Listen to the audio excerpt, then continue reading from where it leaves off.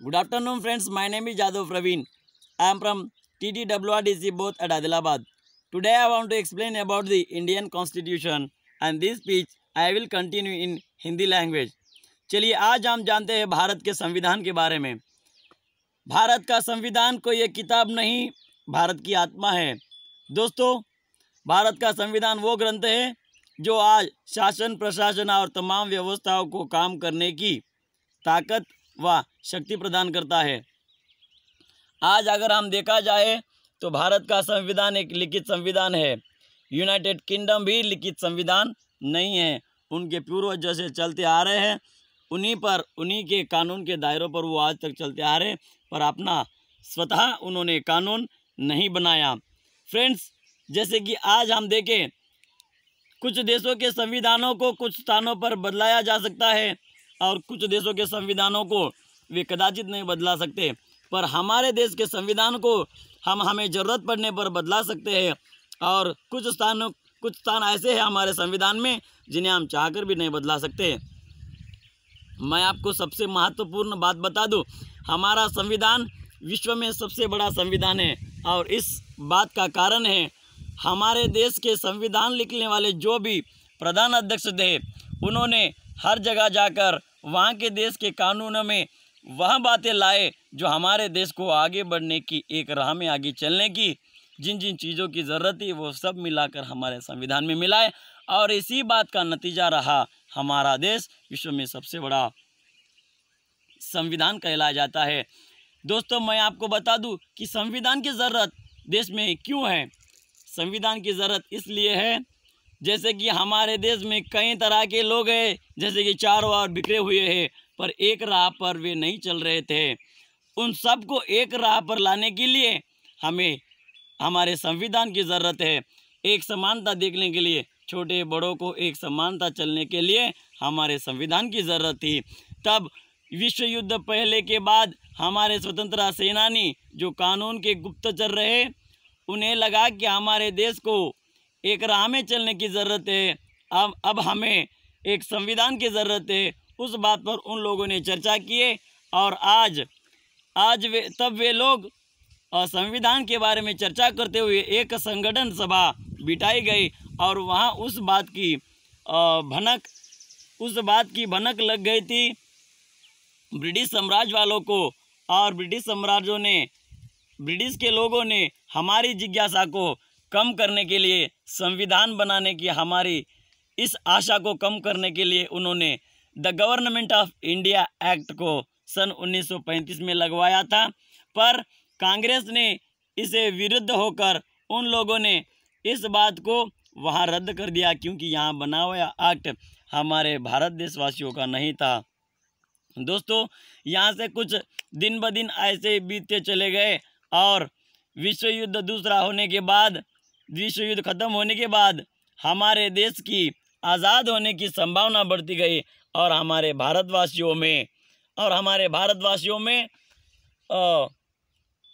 संविधान बनाने की जिज्ञासा भी बढ़ती गई। सन 1940 में दिसंबर 9 तारीख सोमवार को पहली बैठक बिठाई गई थी, जो संविधान सभा की बैठक थी। वैसी बैठकें 167 बैठकें बिठाई गई थी और संविधान आगे बढ़ाने के लिए कुल मिलाकर 284 लोगों की हस्तक्षेप की ज़रूरत थी और इस संविधान में पूरे 389 लोगों ने इसमें भाग लिया था। दोस्तों, मैं आपको बता दूं, संविधान के प्रधान अध्यक्ष थे BR बाबू राजेंद्र प्रसाद और इनके सलाहकार थे, संविधान के सलाहकार थे बेनिकन नरसिम्हा राव साहब। बेनिकन नरसिम्हा राव का बहुत ही महत्वपूर्ण स्थान रहा संविधान बनाने में, क्योंकि उन्हें कई सारे देश के कानूनों की जानकारी थी और उन्होंने लगभग 60 देशों में जाकर वहाँ की जानकारी पूरी ली और वहाँ से कुछ देशों में तो जाकर उन लोगों ने बेनिकन नरसिम्हा राव साहब ने वहाँ के कानून के जो वहाँ के विद्वानों से जाकर उन्होंने सलाह ली, चर्चा की और उन्होंने एक का ड्राफ्ट तैयार किया और उसी ड्राफ्ट को अक्टूबर 47 ने अंबेडकर सर के जो 7 सदस्य वाली कमेटी थी, जिन्हें ड्राफ्टिंग कमेटी कहा जाती है, उस कमेटी को जाकर उन्होंने सौंपा अक्टूबर 1947 को।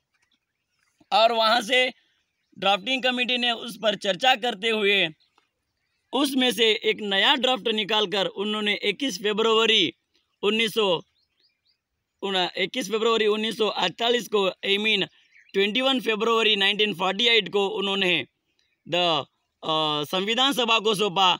और संविधान सभा ने इस पर चर्चा कर लोगों से सलाह लेकर इसमें क्या बदलाव करना चाहिए और कुछ किन बातों को बदलाव करना चाहिए और इसमें क्या मिलाना चाहिए क्या नहीं, वहाँ एक पूरी जानकारी लेकर उन्होंने 4 नवंबर 1948 को मीन 4 नवंबर 1948 को संविधान सभा में रखा। और इस पर तकरीबन 1 साल तक बहस चली कि हमारे भारत देश के संविधान को किन किन चीज़ों की ज़रूरत है और किन किन चीज़ों की नहीं। पूरा बदलाव लाने के बाद इस बात को 26 जनवरी 1949 को इस ड्राफ्ट पर पूरी जानकारी होने के बाद इसी ड्राफ्ट को संविधान सभा का दर्जा दिया गया। और दोस्तों, अगर हम इसके आगे चले तो 24 जनवरी 1950 को जनगण मन को राष्ट्रगीत का दर्जा मिला और वंदे मातरम को राष्ट्रगान का दर्जा मिला। पूरी तरह से हमारे देश में लागू कब हुआ संविधान? सन 1950 26 जनवरी को पूरे देश में संविधान लागू हुआ। दोस्तों, यहाँ तक तो हुई हमारे देश के बारे में, हमारे देश के संविधान के बारे में चर्चा हुई। हम यहाँ से आगे चले तो हमारे देश के संविधान को बनाने वाले हमारे B.R. अम्बेडकर सर, जिनका बहुत ही बड़ा महत्वपूर्ण स्थान रहा इसमें, हम उसके बारे में 2 शब्दों में आपको बात बताकर यह स्पीच हमारी ख़त्म करना चाहते हैं। दोस्तों, B.R. अम्बेडकर सर, जिन्होंने बहुत ही छोटी सी जाति में पैदा होकर अपना नाम सबसे बड़ा बनवाया, उनका बहुत ही बड़ा महत्वपूर्ण स्थान रहा। अम्बेडकर सर एक छोटी सी जाति में पैदा हुए इंसान, जिन जाति को छुआछूत मानकर जिन्हें दूर भगाया जाता था, उन्हें पास आने की भी आगेदारी नहीं थी। दोस्तों, जब B.R. अम्बेडकर सर किसी के पास जाते तो उन्हें वहाँ से भगा देते।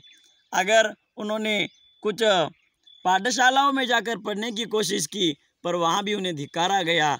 अगर उन्हें पानी भी पिलाने के लिए डाला जाता था तो ऊपर से पानी फेंका जाता था, तब वे पीते थे। दोस्तों, क्या बताए, बहुत सी बातें हैं जो कह नहीं जाती, समय कम है।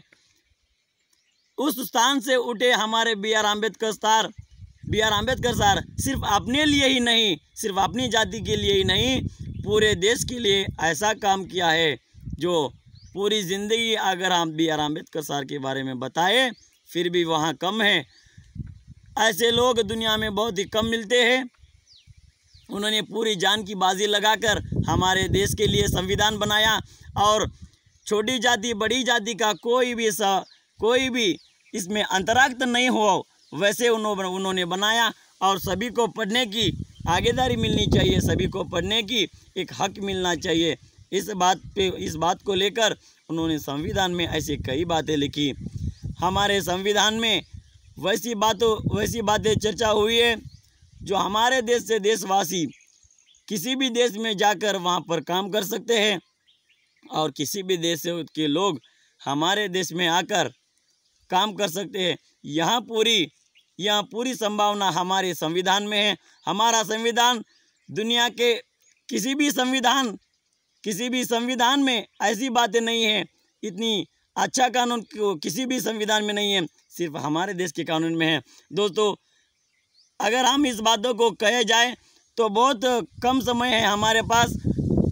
1 महीने तक भी, 1 साल तक भी इन बातों को ख़त्म नहीं किया जा सकता। इतना कहकर मैं अपनी बात को यहीं पर रोकता हूँ। जय हिंद, जय भारत, जय संविधान।